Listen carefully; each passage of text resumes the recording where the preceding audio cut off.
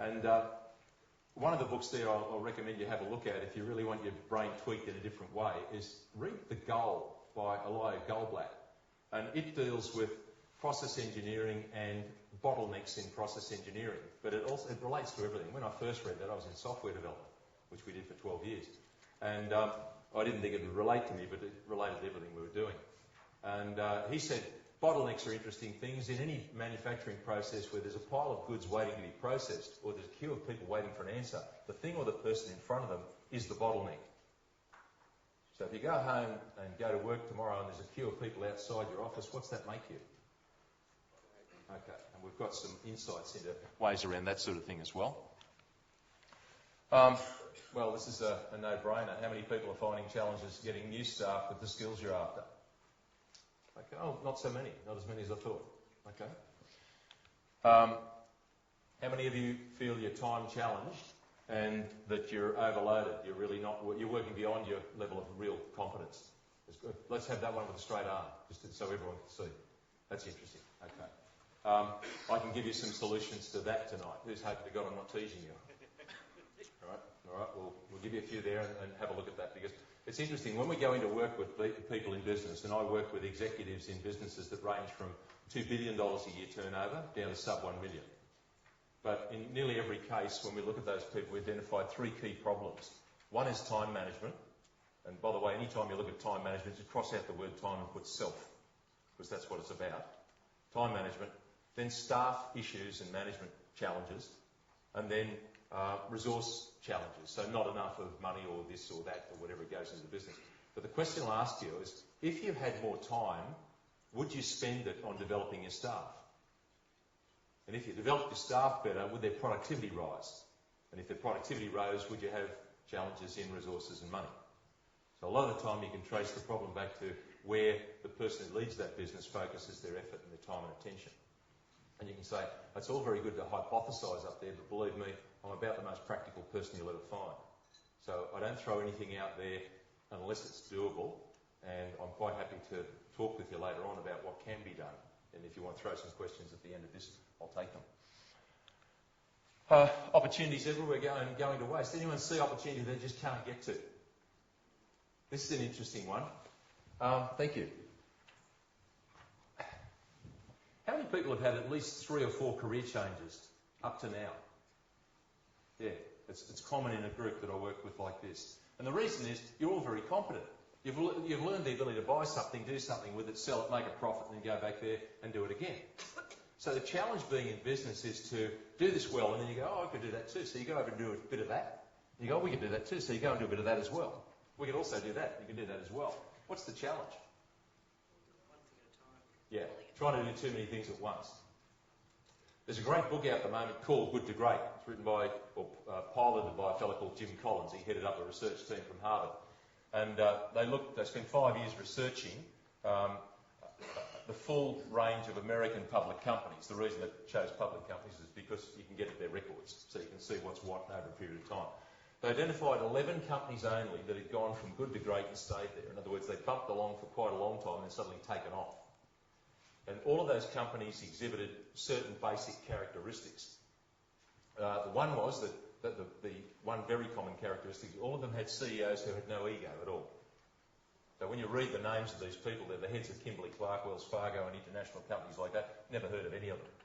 They're not Lee Iacocca, they're not someone else, they're just, you've never heard of them. But they all had a fierce adherence to standards, and usually a very high standard in terms of excellence and things like that. So they knew what they wanted, but that wasn't all about them.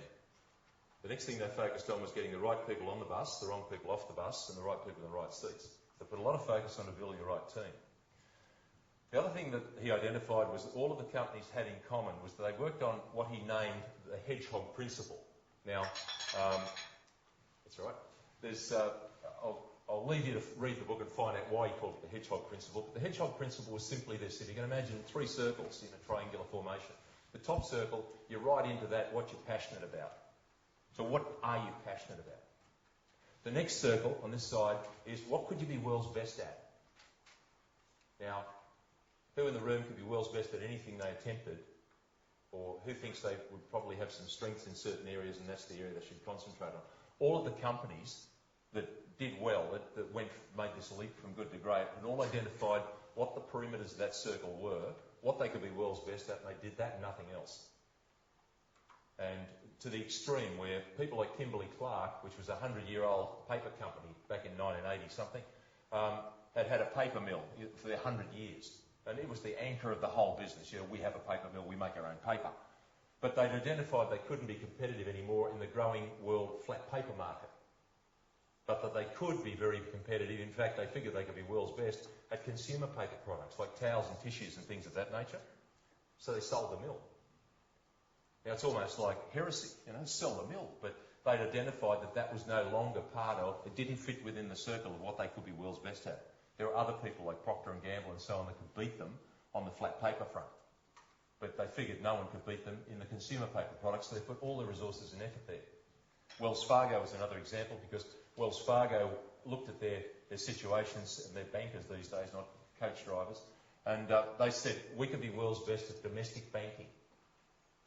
So they sold their overseas banking interests. Now, in the boys' club of banking, if you haven't got overseas interests, you haven't got real credibility. You know, you haven't got street cred. But Wells Fargo identified their strength and said, anything outside that circle we don't do. And they are today the leading domestic bank in America.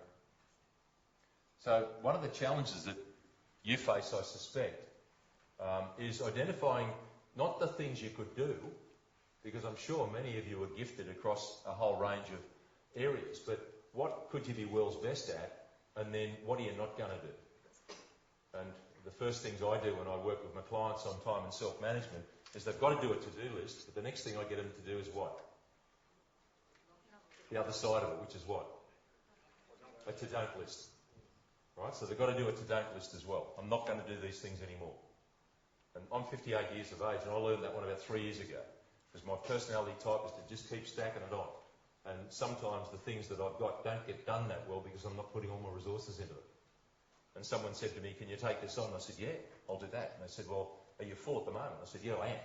And they said, well, what are you not going to do in order to do this? And it was like a brain set. I've gone, what do you mean? I normally stack it. He said, no, you tell me how you're going to make the time required for this. And it was like someone switched the light on. So I'm a slow learner. Systems needed, but no time to build them. How many people here really do need to spend some time on their systems? Okay? I think we can put a real sharp edge around that for you as the night goes on. But this is the old story. You know, I'm so busy fighting alligators, I haven't got time to drain the swamp. If you drain the swamp, you wouldn't have alligators. So it is a challenge, but it's also a matter of focus, and it is allocating some priorities to that, creating some time for it, and putting time aside when you actually do that. Is anyone here old enough to remember a book called, I shouldn't have thrown away a reference without being sure I can remember it, the Parkinson's Law. Remember that? The key thing in Parkinson's Law is work expands to fill the time available. So generally speaking, you'll take on enough to fill up your day and then 50% over that just so you don't get bored. The trick is to start pairing that off and work out how you make a hole in the middle of it to actually spend some time on systems development and the things you need to do. This one went in when I did the research, but strangely enough, in next to none of the groups I've worked with, and you're the 27th group that we've done this presentation with, has anyone really put this one up? But does anyone here feel that competition's taking your share of the market or nibbling into your market and you're so busy trying to handle what you're doing you just can't get over there to block it? There's a few? Okay, right. Thank you. I'll give you some ideas on that one too. So all in all, it probably feels a little bit like that, does it? Someone said up in Caboolture, I think it was, they said, which one's me?